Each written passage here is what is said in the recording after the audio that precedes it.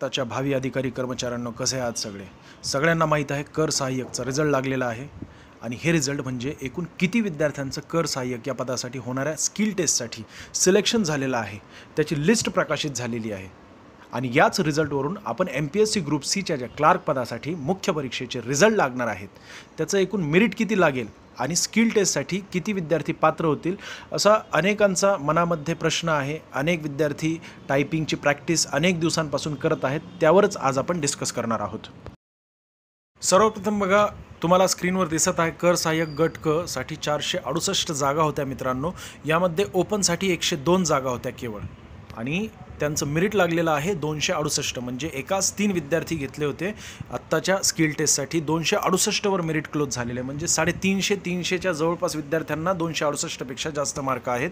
बाकी category wise तुम्हाला इथे स्क्रीनवर ॲडव्हर्टाईज दिसत आहे, तुम्ही स्वतः पॉज करून बघून घ्या मित्रांनो, तुम्हाला लगेच अंदाज येईल की विद्यार्थ्यांना किती जास्त मार्क आहेत। तरीसुद्धा आपला हा मेरिट किती लागणार आहे, कारण बघा 7000 प्लस जागा होत्या, म्हणजेच 21000 प्लस विद्यार्थ्यांना स्किल टेस्टसाठी बोलवलं जाणार आहे।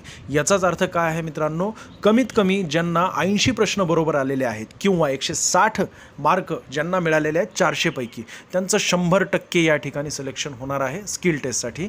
आणि स्किल टेस्ट नंतर अनेक विद्यार्थी जे आहेत अपात्र होणार आहेत, कारण अनेक विद्यार्थी MPSCचे सुद्धा आहेत, ते स्किल टेस्टची तयारी करत नाही आहेत, परंतु ज्यांना 180, 160, 150च्या जवळपास मार्क आहेत तो प्रत्येक विद्यार्थी स्किल टेस्टसाठी तयारी करतो। मी इथे ओपनचं सांगितलेलं आहे, ज्यांना 80 प्लस मार्क आहेत ओपनमध्ये त्यांचं 100% स्किल टेस्टसाठी सिलेक्शन होईल। आणि शेवटचं सिलेक्शन जे ओपनच्या विद्यार्थ्यांचं कमीत कमी 85 प्लस ज्यांचे मार्क म्हणजे प्रश्न बरोबर आलेले आहेत त्यांचं 100% या ठिकाणी ओपनमधून सिलेक्शन होणार आहे। बाकी कॅटेगरी वाईज प्लस मायनस 2-2 मार्काने कमी कमी जाऊ शकता।